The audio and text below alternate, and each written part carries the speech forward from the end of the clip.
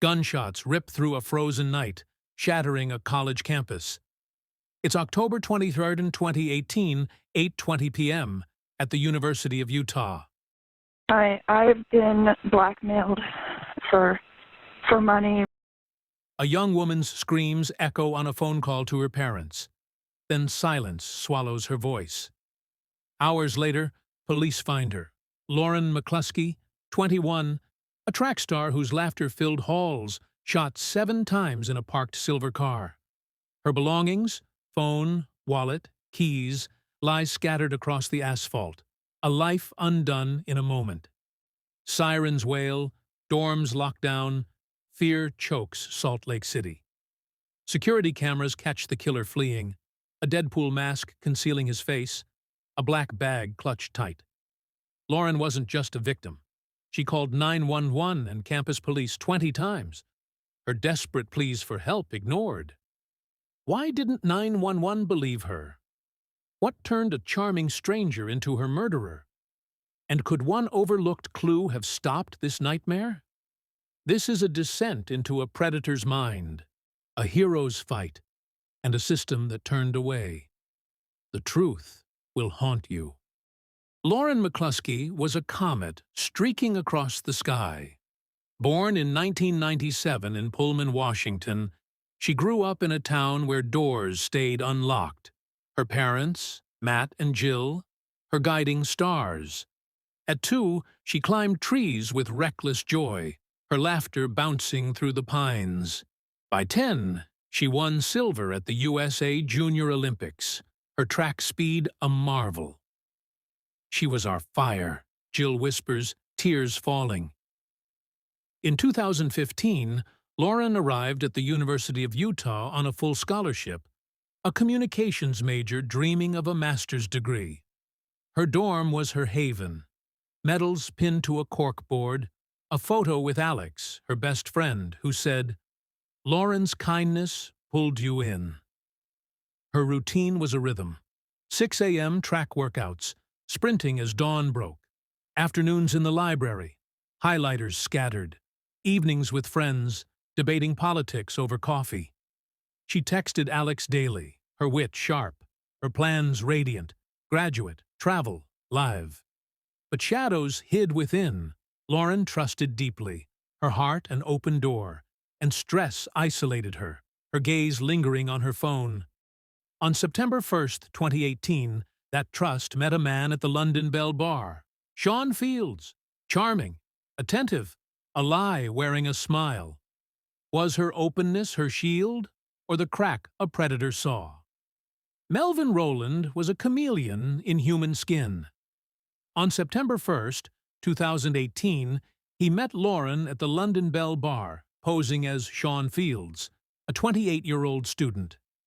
At 37, he was a convicted sex offender, 2004 felonies for enticing a minor, attempted sexual abuse, jailed twice, paroled in 2012 after violating terms for unauthorized travel.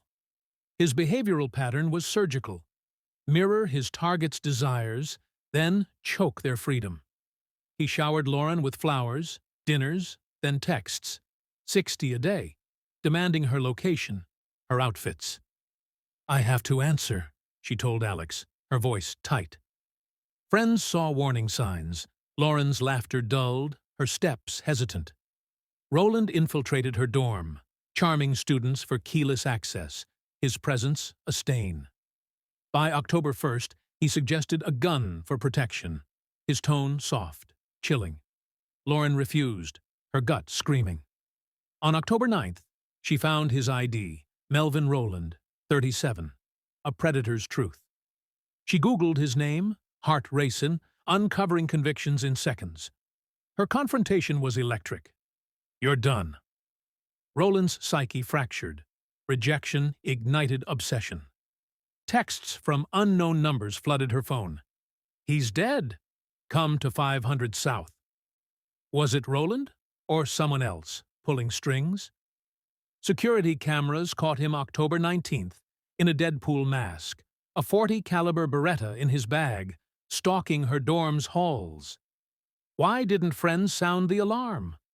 Could one call to 911 have shattered his facade? Lauren fought a war against silence.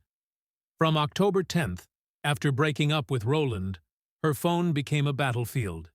Texts claiming his death, blackmail demanding $1,000 for a fabricated photo. She called campus police 20 times, her voice fraying. "He's a sex offender. He's luring me to 500 South." Officers logged her calls as potential scams, their reports dripping with doubt. On October 12th, she showed Roland's number, tied to the threats, but no one checked his parole status, a public record she'd found in minutes. Forensic analysis exposes the failures. Detective Kayla D., assigned to Lauren's case, was on vacation, her desk a void. Lauren called Salt Lake City police, her plea urgent, only to be redirected to campus authorities, her case a bureaucratic loop. A 2019 review laid bare the rot. No officer verified Roland's 2004 to 2012 convictions, despite her warnings. Parole officers, tasked with chaining Roland, logged a call to him on October 22nd, 9:14 a.m., unanswered. No follow-up, no red flag. University housing staff received emails from friends about Roland's gun talk, yet memos sat unread, buried in inboxes. Why didn't 911 believe her? Could one officer's action, one parole alert, have stopped a killer? Or is the system wired to deafen women's cries? The truth is, a blade through the heart. October 22nd, 8:20 p.m. Lauren walks from her communications class, her routine, her anchor, track, study, friends. She calls her mom, Jill, her voice bright, planning a May 2019 graduation. Snow dusts the campus, streetlights flicker like fading hope. Then, a shadow strikes. Roland, his psyche consumed by rejection, his obsession now lethal. Security cameras caught him October 19th in a Deadpool mask, a .40 caliber Beretta hidden, pacing her dorm. As Lauren speaks, he ambushes, 7 bullets, her screams captured. "No! No! No!" Her phone crashes to the ground, her parents' cries echoing 500 miles away. Police find her in a parked silver car, her light extinguished. Roland flees, but a twist cuts deeper. His parole officer called him at 9:14 a.m. A check or a warning? Unanswered? No alarm raised. Hours later, Roland barricades himself in a church, his Beretta turned on himself as police shatter the doors. Lauren's 20 calls, her screenshots, were a blueprint to stop him. Yet 911 didn't believe her. Was the mysterious texter Roland alone, or a shadow accomplice? Could one answered call have saved her? Or was Roland's darkness a tide no system could hold? Lauren McCluskey's legacy pierces the darkness, but her loss is a wound that festers. Thousands gather in Salt Lake City, their candles a defiant flame, students whispering her name. Her parents, Matt and Jill, cling to memories. She was our everything. A $13.5 million settlement fuels the Lauren McCluskey Foundation, forging 24/7 victim advocates, centralized 911 reporting, an indoor track bearing her name.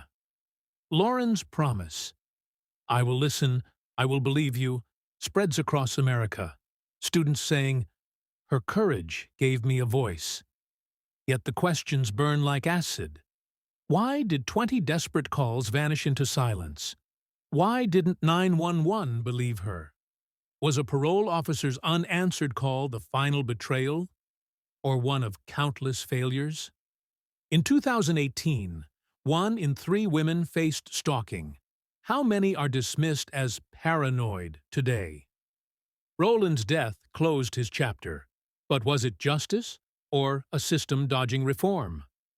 Buried 2019 memos reveal university staff ignored earlier stalking reports campus-wide. How far does the rot spread? Comment? How do we ensure 911 hears the next victim?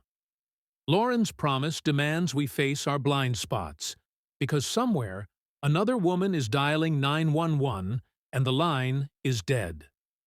Call 988 if you're in crisis. Subscribe and carry her fight forward.